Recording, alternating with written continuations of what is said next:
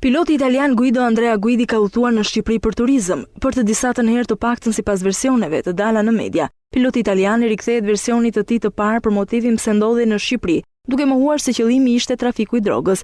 Avokati kryesisht Aleksandr Ndrejaj mohon akuzat se klienti i tij ishte në Shqipëri për ngarkesa shashi dhe se për këtë nuk ekziston asnjë marrëveshje me prokurorin. I pranishëm që në seancën e parë që piloti është marrë në pyetje nga prokurori i krimeve të rënda. Avokati Ndrejaj thotë se 69 vjeçari italian ka bërë ulje në ishëm pasi avioni ka pësuar defekt dhe në telefonin e tij janë gjetur vetëm numrat e familjarëve dhe të afërmve të tij.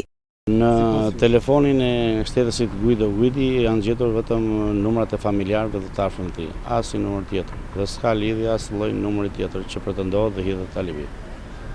Nuk ka asnjë lloj emrash politikanësh VIP ose lidhje tjera. Pra gjithë numrat e telefonit janë numra italian.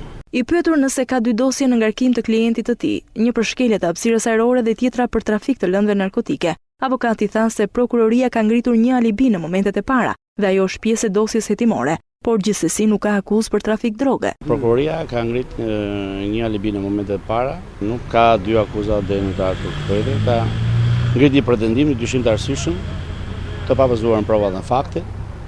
Thjesht fakti real është që shtetësia është ulur për një emergjencë defekt që ka pësuar në avion, ai nuk ka bërë ndalesë, është thjesht një lëvizje që ka bërë për defektin që ka pësuar avioni.